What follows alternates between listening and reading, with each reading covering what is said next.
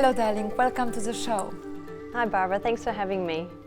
Desiree, you achieved so much in your life. Can you please tell us what you overcame before you came here today? Sure. Well, I struggled with depression for most of my life. I'm 29 now and I have been depression-free, I call it, for 3 years. I was diagnosed with depression when I was 22 and anxiety disorder.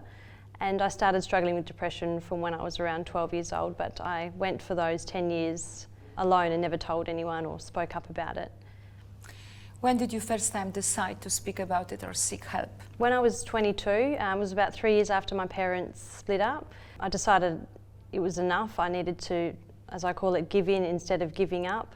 And how did your family support you through your journey?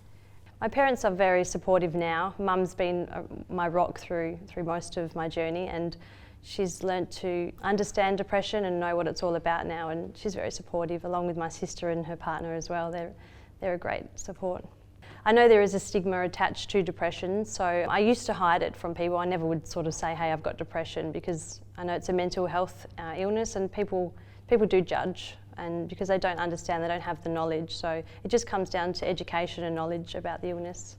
You're studying psychology. Was the choice of it due to your experience? It wasn't, but I've always been interested in human behaviour.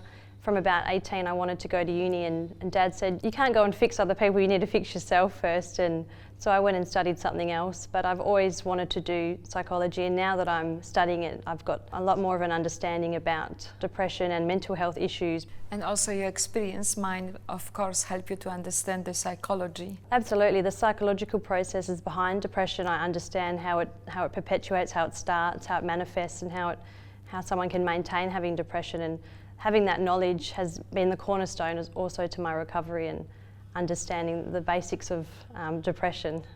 So who were most influential people to help you through your journey? You mentioned your mum. Who else? Well, the therapists, I couldn't have done it without them, because they've given me the foundations to start my journey of recovery. If you don't have the right people around you, it's very difficult to move forward.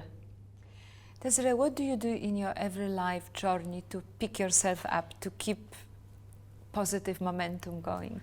Well, every day I'm grateful to be alive, and I do practice through prayer, meditation, through my diet and lifestyle. I'm a very positive person now, and it's just part of who I am. It's also about being present in the moment for me. It's a lot easier to move through the day if I'm present with my feelings and how I'm feeling in certain situations. You are a mother. Do you think you can give your son an advice or guidance for the future? I try and build him up every day to build his self-worth up, because depression is built around a lack of self-worth, and so I try and instill that into him every day to make him feel that he is valuable, and through his efforts that he puts into things, that his self-worth will be there. What does the future hold for you? Well, I hope to graduate in a few years with a clinical psych degree, and I would like to open my own private practice and be a clinical psychologist, so I can have the qualifications to help people with mental health. That's my passion, that's what I'm driven to do, and I believe I can make a difference in the people's lives who do suffer with mental health issues. Thank you so much, Desiree. Thank you for being here on the show, and I wish you all the best. We wish you all the best for the future. Thanks for having me.